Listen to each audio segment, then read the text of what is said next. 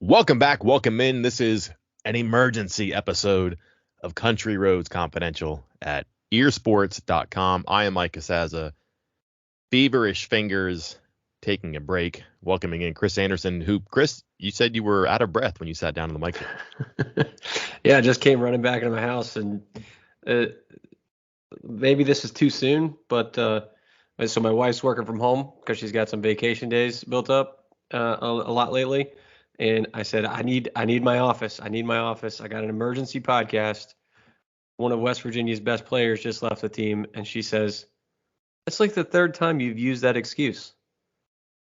And I don't know if it's wrong, though.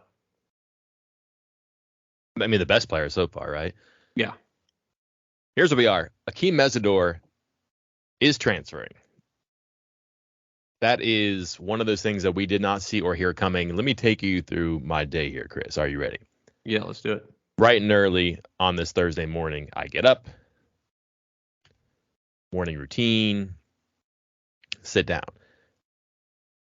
Different methods of contact telling me that West Virginia has a women's basketball coach. So we have that up in the morning. They're going to hire from South Dakota.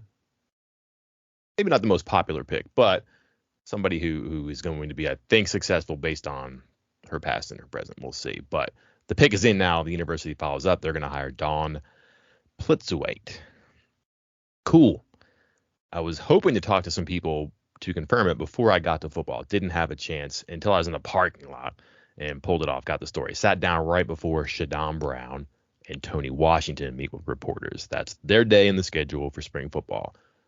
When you post a story about sources WVU to hire new women's basketball coach, your phone is going to buzz. And there was some buzzing, and I actually turned it on vibrate. If you listen to one of my questions, the cell phone does go off in the press conference on Thursday talking to, I forget if it was Brown or Washington. I finally looked down, and it's not like, hey, did you get this right? Or, hey, who is this woman? Or, hey, is this a good hire? Or, hey, where was Kim Stevens? No. It was, well, there was a profanity. Akheem Mesidor is going to transfer. I didn't have a chance to do like anything really about it. Had heard this. It was weird. Came out of nowhere, and this also seemed like it caught Neil Brown off guard. I figured, all right, I got a chance to chase this down, do something with it. And then after Brown and after Washington finished their interviews, they say, hey, we're going to have one more assistant coach or one more coach. Didn't specify. Moments later, the door is open, and here comes Neil Brown, and he looks like a different man, if I may say. He's got a notepad with him with some prepared comments, and right away I knew. Akheem Mesidor is transferring, and lo and behold, that's what happens. You have not yet seen his news conference, Chris. You've read some of the quotes. Just your 1,000-yard stare, your response to this. Stunned. I think, a lot of these things, when we go through them and you hear them, some of these, like if you put them into different categories, all these different transfers, you can start out with, yeah, no duh, saw this coming a million miles away kind of thing. Like this has been talked about, discussed. We've talked about it. Now it's just official. That would be similar to, let's say, the Jarrett Dagey transfer kind of situation. Then there's some others that are like, oh, that's kind of a surprising move, but well, I guess it's not that surprising when you think about it. And that's like the James Thomas, like the linebacker who transferred. He was still a young guy, so you thought maybe he'd stick around, but he wasn't in the too deep, and he wasn't really participating. So figure he just got antsy and got out of there. And you get a little more into the I'm stunned kind of, I'm a little bit shocked. Oh, that's a little bit surprising kind of things, like with Daryl Porter, Nick Troy Fortune, and then you get to Akheem Mesidor. And I mean, you texted me. The only text I got was Neil Brown emergency press conference. Mesidor is gone. That was all it said. And I was like, wait, what? Huh? And I'm like, what emergency press conference? I'm checking my emails. I'm checking my texts, because usually when they have a press conference, they send out to everybody on this mailing list. That's in the media. Like, I didn't get anything. Have I been expelled from the media list because of my spring practice takes? Likely. Possible. May have been discussed. But I didn't know what was going on. And then, I was like, oh, my God, it was such an emergency, such a thing. And I forgot you had assistant coaches today. So I was like, did they knock on Mike's door and be like, get up here. We need like 4 of you up here now. Yeah, that did not happen either. I just, again, like I was hoping to talk to somebody after football about this. I did not think it was going to come out, and I kind of made an arrangement. Hey, let me get in touch with you after this thing because I think something's happening. And never got a chance. And again, as soon as this is largely irrelevant and maybe anecdotal, and maybe you don't care, but it's unusual for Brown to be there off schedule. And I'll make this for 2 points. One, he's not supposed to be there on Thursdays. He talks on Tuesdays, assistants on Thursdays, Saturday is for players. When he came through the door, you just knew right away. Like, again, Mesidor is not a guy that you thought would transfer because he's a quality player on this team, and there was just no indication. Like, we've heard whether it's Porter, whether it's I mean anybody. The one that really surprised me the last time, I think, and it's not the same scope, but the same sort of, oh wow, probably Jeff Pooler, right? I mean, Yeah. Josh Chandler did not shock me. Daryl Porter did not shock me. Like, none of these guys have really shocked me. This one was No, a but I was gonna surprise. say, but all those we heard that they were basically being shopped before they actually left. I mean, Chandler's high school coach was shopping him before it became official, and as are reported then, like other schools are reaching out trying to get Porter before the season even ended. Mhm. So he talks, and we can get into the content here and the quality of it, which is fine. He also says that he'll meet with us again on Saturday. Saturday is for players. That's not for Brown. Perhaps he had his schedule screwed up and he's just thinking, I'm one day out of order, I'm a day ahead or whatever. But he said he's going to talk to us Saturday. He said he would actually take questions from us Saturday. He did not have time or interest or need or space or whatever inclination for questions, and I'm not gonna hammer him for that. I think what he did today was probably above and beyond.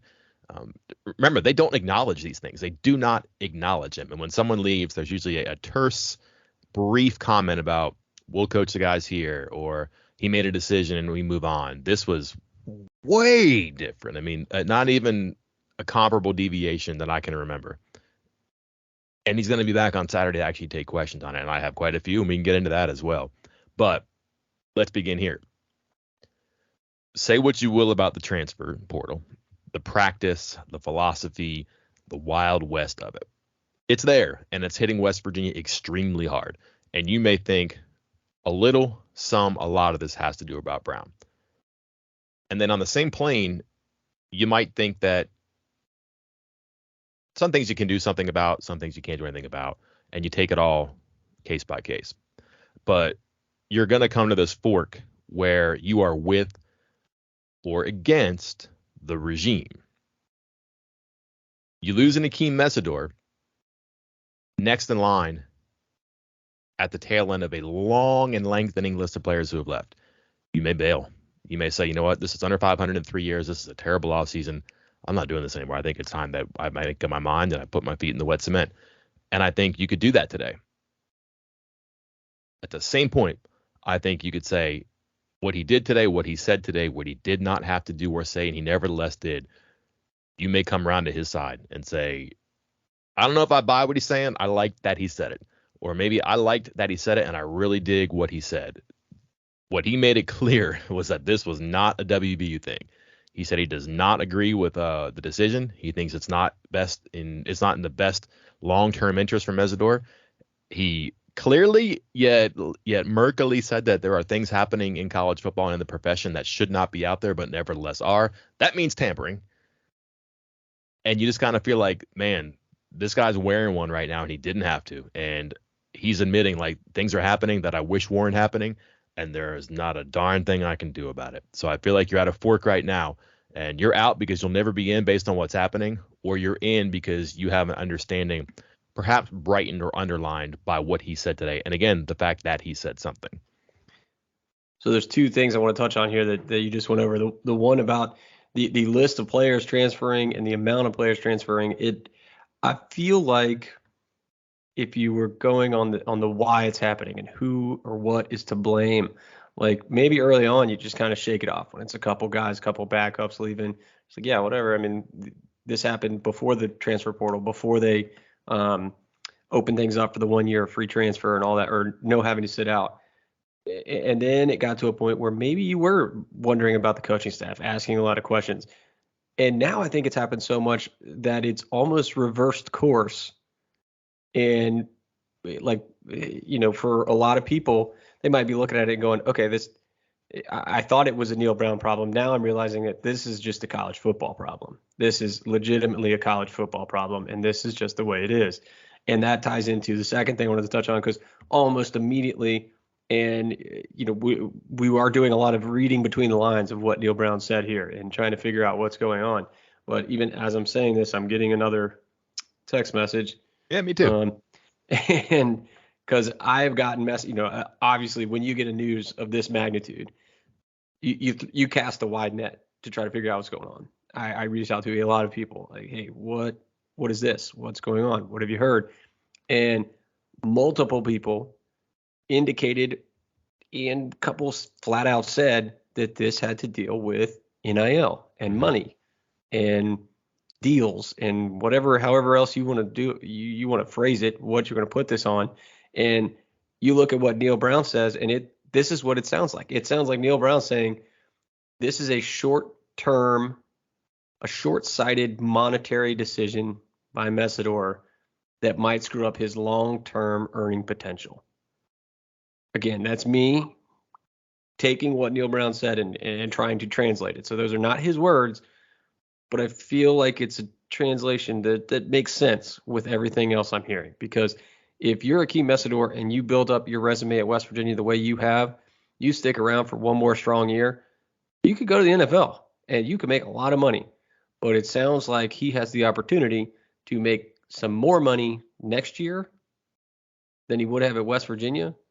And he's jumping on that. But then that more money in 2022 is going to cost him money down the road. Because again, sitting out and transfer, but then you got to learn a new scheme, you got to learn a new system, got to go to a new school. Are you going to have the same success? Are you going to be guaranteed the same starting spot? We've seen several key players for West Virginia leave West Virginia thinking, well, I am too good for West Virginia. I'm going to go start at a big SEC school now. And then they just sit the bench and that's it. And they're forgotten. They were one more year at West Virginia away from NFL glory. And then they're forgotten on some other team. So I am taking Neil Brown's words and translating them. They are not his words, but man, that's how I read it. You said SEC. I believe you got the acronym wrong there, Chris, but we'll follow that until the end. I don't Yes. make predictions anymore because the last time I said I was going to get to the bottom of something, it famously blew up in my face. Although I contend it didn't. I did get to the bottom of it, but people broke the law and kept me from getting to the bottom of it. This is not that. But the conversation that I've already had, and I'm sure you do too, one person told me this is, quote, rotten to the core. And then I bounced it off someone else, and that person said, absolutely, no question. Something happened here. And again, Brown made it very clear that this was somebody who was at practices, who was at meetings. I saw him Tuesday at the pro day. And that night, Neil Brown said he found out that Mesidor was going to enter the transfer portal. There's no reconciliation here. He's gone. I don't think that they would take him back at this point based on how sudden this happened. And I'm assuming how definitive he was in his declaration to leave. But at some point, someone at West Virginia has to do something and perhaps even say something, maybe even publicly, about teams are screwing with us.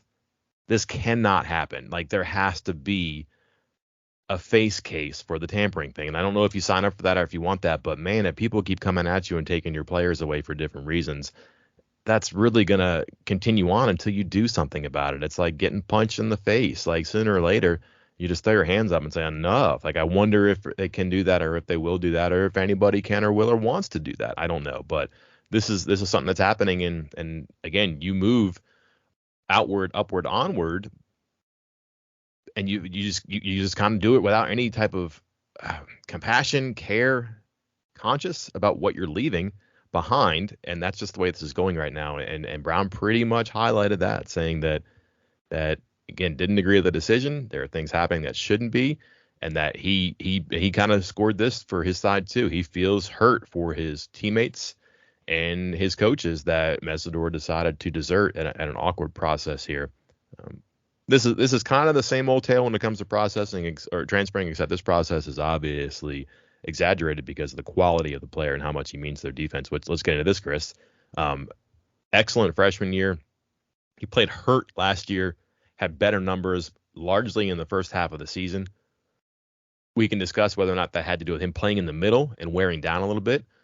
Perhaps injuries had something to do with the toll he was taking. It's easier to get contained and double teamed if you're inside rather than outside. Maybe his performance suffered a little bit because of a combination of injury in the position, and perhaps one had to do with the other. This is probably somebody who's going to play on the outside in the NFL. And I can't help but think that that was part of the whispering that happened. Sure, NIL, cars, income, gear, all that stuff, that's probably part of it too. But hey, you can get outside in the edge. You can get 10 sacks. An edge rusher or attack on the outside, that is a money-making position.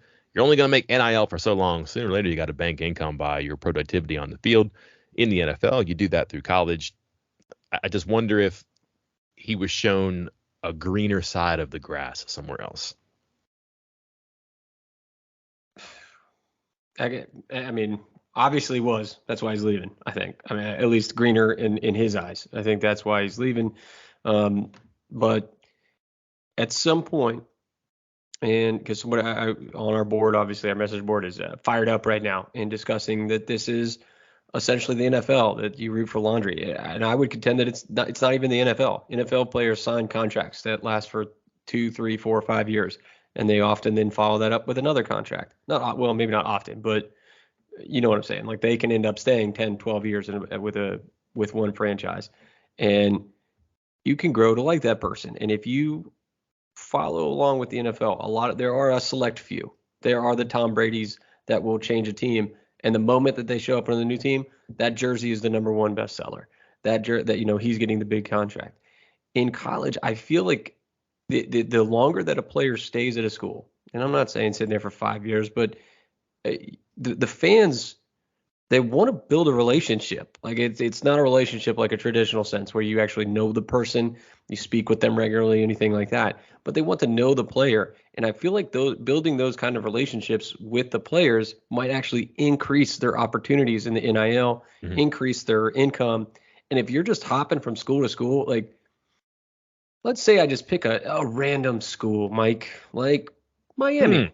Let's see Akheem Mesidor randomly ends up in Miami in a few weeks.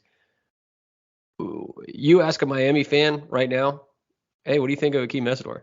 They're going to say, who the hell is that? I don't know who that is. He'll commit, and then they'll act like they know him for a while. Be like, oh, yeah, we just got the best player in West Virginia's team. Got him. And then they'll forget about him for a while, and then they won't think about him. Meanwhile, West Virginia, he is, I don't want to go so far as like an icon or anything like that, but he is one of the top players on the team. He is looked up to. This is his third year. He's a freshman All-American. Fans have grown to know him and love him over the last 3 seasons. And in Miami, he's just another guy. At any other school, he's just another guy for right now because he has built up no resume with them, no rapport with the fans, no nothing with them. And I think, again, this is that short-term burst of NIL money that will then dwindle away to nothing because people are going to go, who is that again? Who did we get on the transfer market? Oh, cool. All right, whatever, and move on. So I think that's going to come up eventually. I keep saying this. I said this, repeatedly the other day and a long time ago. I don't know how long it's going to take, but there's going to come a point where players and businesses and everybody realizes that this is not sustainable, that it's not always best to transfer, that it's not always best to invest in players like this if you're a business, and it's going to hurt. There's going to be a lot of hurt feelings for a few years before everybody comes to that realization. Yeah. And again, hypothetically, a place like Miami, they have American top team is Dan Lambert, a very famous MMA gym down in that part of the country and certainly in the sport in general. And their owner is offering players, I want to say it was $600 a month just to promote the gym. Does anybody care about Akheem Mesidor promoting that gym down in Miami? No. Akheem Mesidor would love $600 a month just to wear like an ATT shirt or a hoodie or something like that. So yeah, it's impossible to get over this too. West Virginia really worked hard to get Mesidor. This is not a high level player. This is not the scope of him leaving and what it means from West Virginia's loss side is much greater than the scope of him signing in West Virginia's gain side a couple of years ago. He was a linebacker who was kind of rangy and long but starting to grow, and they projected him to be like this inside guy who could bounce outside because he was going to be big and quick, but his body could take weight and muscle, and he was ahead of schedule on that. He played as a true freshman. I don't think that he was intended to do that initially. But they really worked to get him. There are some things you have to line up to get like a Canadian kid who's playing in Clearwater to come to Morgantown. And there are some logistical paperwork things, but also famously visiting him in Clearwater one day and then visiting the family in Canada the same day. With like three coaches. Yeah. 3 coaches. They did that for Akheem Mesidor.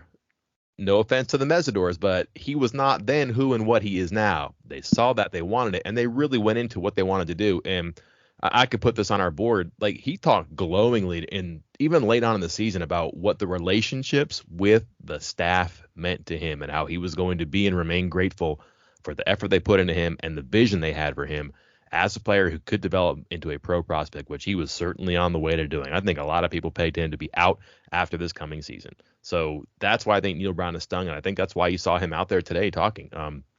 I sometimes talk fine. I sometimes complain about the advice those people give or get over there in communication or athletics. Whoever was in charge of or okayed him talking today, I think did a great thing for him. And just to get out in front of it, because if this goes unchecked, I think a lot of the problems and a lot of the heat he's taken is that he's just kind of brushed these things off, which I think you sometimes do when there's so much of it. Like if you take a lot of punches and you keep addressing them, it's going to wear you out after a while, and all of a sudden you're going to exhaust your excuses, your explanations. He hasn't done that a whole lot apart from just kind of canned, predictable responses. Today was not predictable, and he was very specific about this and said this is not like all the others. This is a unique thing. Almost said don't pin it on me. This is the sport and the player, and probably the destination as well. That's fine. I do have one question that I have lined up for Saturday. Okay. And it goes to what he said, and we should be sure to put up the video on our board today, right, Chris? Yes. Because I think it's worth a watch. And it's no questions. It's him just doing kind of a monologue, and he'll take questions Saturday. But one thing he said that I think is going to get people to rally or to roll their eyes. I'm not upset. I'm not angered. But here's the money quote. I sit here more resolute, more confident, and more committed in my belief in how to run a program.